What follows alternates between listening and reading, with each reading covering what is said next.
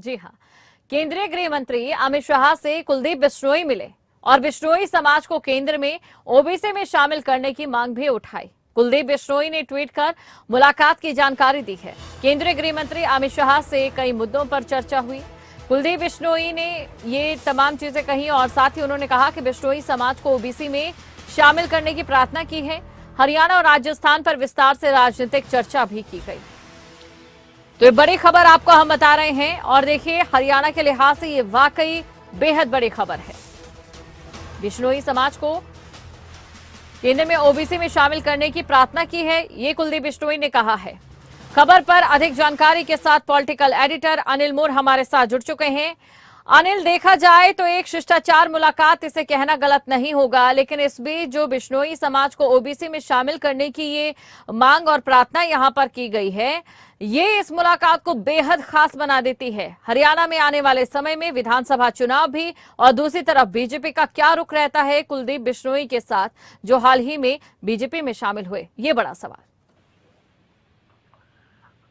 देखिए, बिल्कुल कुलदीप बिश्नोई की एक अहम मुलाकात गृह मंत्री अमित शाह से कह सकते हैं। गृह मंत्री अमित शाह से कुलदीप बिश्नोई ने मुलाकात की। मुलाकात के बाद ट्वीट करके कुलदीप बिश्नोई ने खुद जानकारी शेयर की और कुलदीप बिश्नोई की तरफ से बताया गया कि हरियाणा और राजस्थान की राजनीतिक मुद्दों पर चर्चा की है, क्योंकि आने वाले दिनों में राजस्थान में विधानसभा चुनाव होने, उस लिहाज से भी महत्वपूर्ण मुलाकात कह सकते हैं। इसके अलावा कुलदीप बिश्नोई की तरफ से जो मांग केंद्रीय मंत्री अमित शाह से की गई है, वो बिश्नोई समाज को लेकर की गई। ओबीसी समाज में ओबीसी में शामिल करने की मांग यहाँ पर कुलदीप बिश्नोई ने की है। कुलदीप बिश्नोई ने गृह मंत्री अमित शाह को एक मांग पत्र दिया है।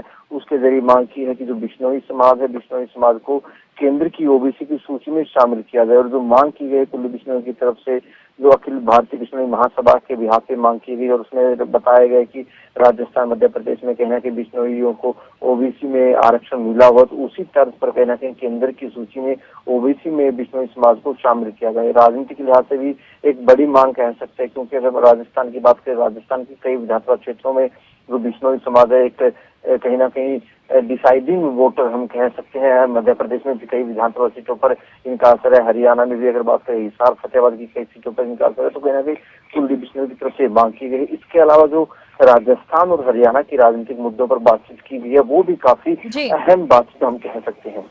बिल्कुल अनिल, तो क्या ये कहना गलत नहीं होगा या क्या इस तरीके से हम इसे सही मान सकते हैं? जिस तरीके से लोकसभा चुनाव भी हैं, राजस्थान में भी विधानसभा चुनाव अभी सर पर हैं, वहीं दूसरी तरफ हरियाणा में भी विधानसभा चुनाव होने हैं। ये जो मांग है, ये इतनी खास है, जो एक चिंगारी है जो आगे जाकर शोला भी बन सकती है।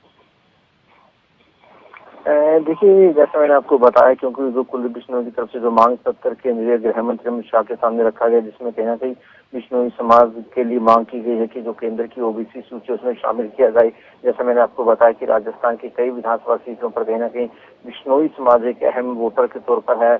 मध्य प्रदेश में भी कई सीटों पर असर है, हरियाणा में भी कई सीटों पर असर। तो कहीं ना कहीं उस लिहाज से कहना कि एक बड़ी मांग यहाँ पर कुलदीप बिश्नोई की तरफ से की गई है। और कहीं ना कहीं क्योंकि देखिए, अगले साल, इसी साल माफ कीजिए कि राजस्थान में विधानसभा चुनाव होने हैं, उस लिहाज से और ज्यादा महत्वपूर्ण हो जाता है। अगले साल लोकसभा चुनाव होने हैं, तो कहना कि कुलदीप बिश्नोई समाज के लिए एक बड़ी मांग की। इसके अलावा जो महत्वपूर्ण हो जाता है, क्योंकि देखिए कुलदीप बिश्नोई जब बीजेपी में शामिल हुए थे, कहीं ना कहीं बाई इलेक्शन उनके बेटे ने लड़ा, भव्य बिश्नोई ने जीत दर्ज की। और कहीं ना कहीं ये भी कई बार चर्चा चलती रहती थी कि कुलदीप बिश्नोई उनके बेटे को कहीं ना कहीं अहम जिम्मेदारी मिल सकती है, लेकिन अभी तक वो जिम्मेदारी मिली नहीं। तो ऐसे में कहना कहीं कुलदीप बिश्नोई जो चर्चा की होगी राजस्थान की राजनीति को लेकर, हरियाणा की राजनीति को लेकर, वो काफी अहम चर्चा हो सकती है। बिल्कुल अनिल, आप बने रहिए हमारे साथ। तो देखिए, जाहिर तौर पर ये मांग एक ऐसी मांग है जिसने वाकई ये कहने वाली यहाँ पर गलत बात नहीं होगी कि ये मांग कहीं ना कहीं एक बड़ा मुद्दा भी मुखर कर सकती है।